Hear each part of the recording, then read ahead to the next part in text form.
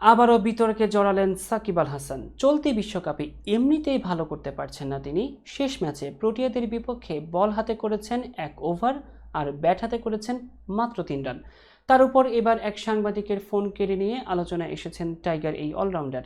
দক্ষিণ আফ্রিকা ম্যাচের পর বাংলাদেশ দল যখন বাসে উঠছিল তখন সাকিবের সঙ্গে দেখা করতে সেখানে উপস্থিত হন তার স্ত্রী এবং সন্তানরা। কারণ সেখান থেকে বিমানবন্দরে গিয়ে টাইগাররা সরাসরি ওয়েস্ট ইন্ডিজের উদ্দেশ্যে রওনা দিবেন।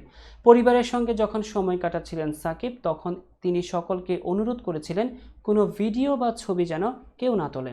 তবে এই ঠিক কিছুক্ষণ পর এক সাংবাদিকের দিকে লক্ষ্য করে এগিয়ে গেলেন সাকিব। এরপর তার ফোনটি নিয়ে এক নিরাপত্তা কর্মীর হাতে তুলে দেন। এরপর তিনি পরিবারের সঙ্গে বিদায় নেন।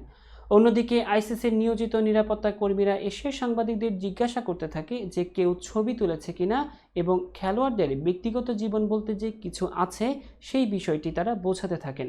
সেখানে উপস্থিত সাংবাদিকরা নিরাপত্তা কর্মীকে বোঝাতে থাকেন যে তিনি কোনো ছবি বা ভিডিও করেননি। এই ঠিক কিছুক্ষণ পর সেখানে আবারও উপস্থিত হন সাকিব। তিনি সেই সাংবাদিককে বলেন, আপনি যদি কোনো ছবি বা ভিডিও করে থাকেন সেটার জন্য সামাজিক যোগাযোগ মাধ্যমে না দেন। সেখানে শেষ হয় এই ফোন বিতর্ক।